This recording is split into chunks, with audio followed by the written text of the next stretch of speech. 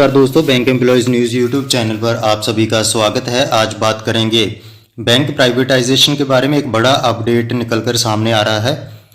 आपको बता दें कि सरकार के एक और बड़े प्राइवेटाइजेशन प्लान पर, जिसमें 5 बड़े सरकारी बैंकों में 20% तक हिस्सेदारी बेचने की तैयारी की जा रही है। क्या ये देश के बैंकों को मजबूत बनाने के लिए किया जा रहा है या फिर ये सरकारी बैंकों की लूट है?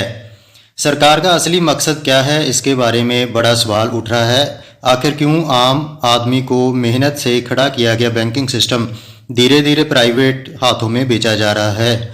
पूरी जानकारी इस वीडियो में देंगे। अगर आप सरकारी बैंकों की बिक्री के खिलाफ हैं तो इस वीडियो को जरूर शेयर करें। सरकार क्यों बेच रही है हिस्सेदारी? यह सरकारी बैंकों की मजबूती के लिए नहीं बल्कि उन्हें कमज़ोर करने की साजिश है। सेबी के नियमों का बहाना बनाकर सरकार पब्लिक सेक्टर बैंकों को धीरे धीरे निजीकरण की ओर धकेल रही है। ये वही सरकार है जो कहती थी कि सरकारी संपत्ति देश की धरोहर है, लेकिन अब एक एक करके सब कुछ बेचा जा रहा है। पहले एयर इंडिया बैंक, अगला नंबर रेलवे और BSNL का हो सकता है।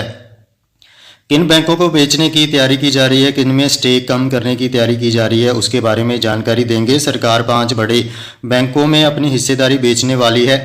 अभी यूको बैंक में 95.39 सरकारी हिस्सेदारी है। इंडियन ओवरसीज़ बैंक में 96.38% सरकारी हिस्सेदारी है। सेंट्रल बैंक ऑफ इंडिया में 93.08% सरकारी हिस्सेदारी है।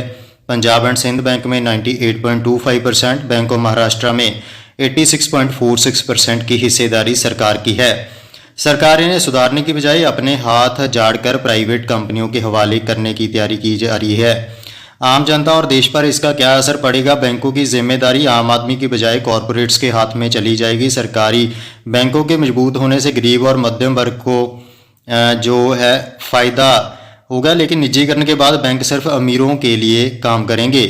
जब रेलवे, BSNL और अन्य सरकारी कंपनियों का निजीकरण हुआ तो लोगों को महंगी सेवाएं छंटनी और ख़राब सुविधा मिलने लगी। बैंकिंग सेक्टर में लोन महंगा होगा, कम ब्याज दर और कर्मचारियों की छटनी होगी। जो कर्मचारी अभी सरकारी बैंकों में इतनी तैयारी कर काम कर रहे हैं, इतना एजुकेशन सिस्टम में इतनी ज़्यादा मार है, उसके बाद वो पेपर क्लियर करके सरकारी बैंकों में आ रहे हैं। उसके बाद अभी कर्मचारियों की छंटनी जो है प्राइवेट अगर होंगे तो की जा सकती है। ऐसा अपडेट जो बैंकिंग सेक्टर को लेकर सामने आ रहा है। अगर हम बताएं कि इन पब्लिक सेक्टर बैंक्स में जो यूको बैंक में 20.39% सोल्ड करने की, बेचने की बात की जा रही है हिस्सा। इंडियन ओवरसीज़ बैंक में 21.38%, सेंट्रल बैंक ऑफ इंडिया में 18.08%, पंजाब एंड सिंध बैंक में 23.25% हिस्सा बेचने की तैयारी की जा रही है। वहीं बैंक ऑफ महाराष्ट्र में 11.46% हिस्सा बेचने की तैयारी सरकार कर रही है।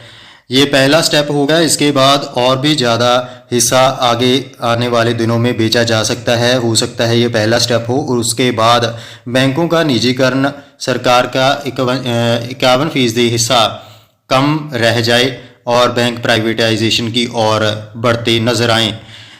कैसे बिक्री करने की तैयारी की जा रही है? ऑफर फॉर सेल की। इसमें सरकार अपनी हिस्सेदारी बेचकर सीधे पैसे जुटाएगी या फिर QIP क्वालिफाइड इंस्टीट्यूशनल प्लेसमेंट के ज़रिए इसमें बैंक नए शेयर जारी करेंगे, जिसमें बैंकों का पैसा निकलेगा। सरकार का लक्ष्य अपनी हिस्सेदारी को 75% से कम करना है। अभी का जो अपडेट निकलकर सामने आ रहा है, ताकि सेबी के नियमों का पालन हो सके।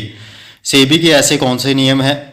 सेबी के नियमों के तहत कम से कम 25% शेयर पब्लिक के पास होना चाहिए।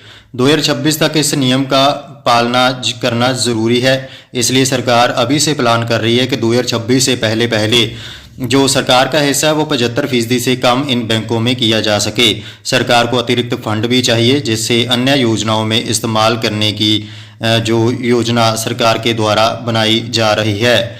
लेकिन ऐसे नियमों का जो अभी तक सरकारी बैंक चल रहे हैं, पहला ऐसा कोई भी नियम नहीं था।